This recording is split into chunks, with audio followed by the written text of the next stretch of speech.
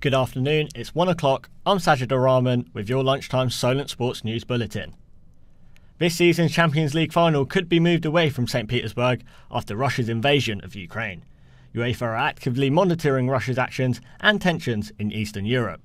It came about after Vladimir Putin recognised two regions of Ukraine as independent. Wembley cannot host the final as it is preoccupied with the EFL playoff finals. The reigning European champions Chelsea host Lille at Stamford Bridge this evening, with all eyes being on Romelu Lukaku once again, after a club record signing registered just 7 touches against Crystal Palace at the weekend. Chelsea manager Thomas Tuchel suggested his managerial philosophy may be affecting the £97 million man. I'm going to absolutely bust Dylan White like a lot a cheap. from our strikers in terms of defending. We want to be a physical, hard-working group, and that's maybe plays a part, yes. After a good run of form, which saw Southampton take points from Spurs and both Manchester clubs in the past month, the Saints have now got a congested few weeks ahead. Following Norwich at home this Friday, Southampton have 3 games across 8 days. This comes after matches with Newcastle and Watford have finally been rearranged for mid-March from early January. Fans are optimistic about the rest of the season. Doing really well at the moment. Next few games are quite easy games, so hopefully some more points we picked up and got the table. I think it's about time that we start to pick up some form. At the start of the season we were really poor, but we're unbeaten now since the middle of January against the likes of Manchester City, Manchester United, Tottenham as well. Football success continues in Southampton as Solent University have a huge week ahead. Solent men's first team play Cardiff men's first for a place in the final of the Western Conference Trophy, while the men's thirds and fourths could set up a university derby in the final of the lower tier in the competition. In the league, Solent ladies face a crunch match with Bournemouth University, with the winner taking the title. All the matches take place tomorrow.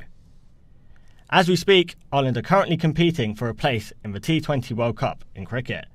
A win over Oman will guarantee them a flight to Australia to compete at the pinnacle of the sport. I'm here with Ollie Power, our cricket correspondent. How are they getting on, Ollie?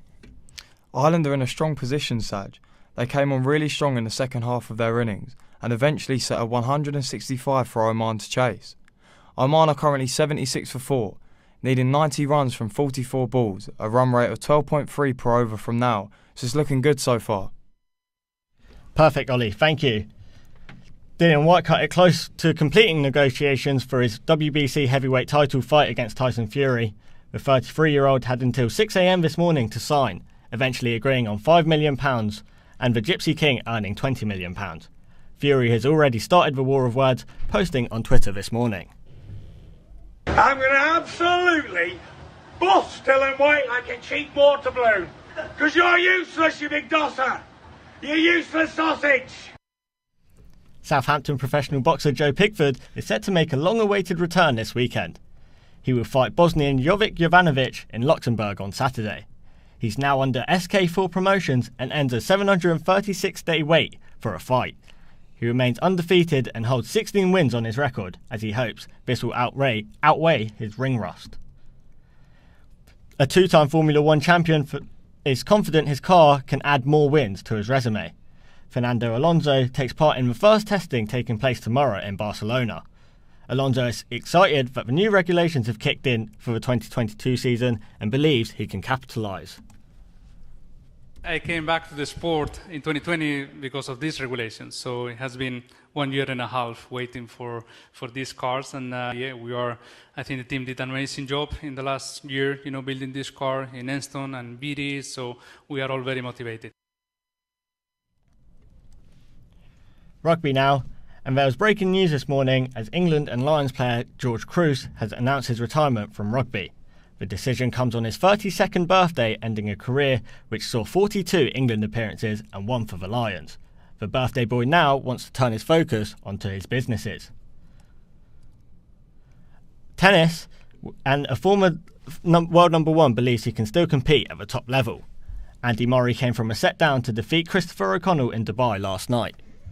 Following the victory, Murray was adamant he can still compete with the best players on tour, as he awaits the winner of Alejandro Davidovich Fokina and Yannick Sinner this afternoon. That's all from us for now. I'll be back in an hour. Thank you for listening.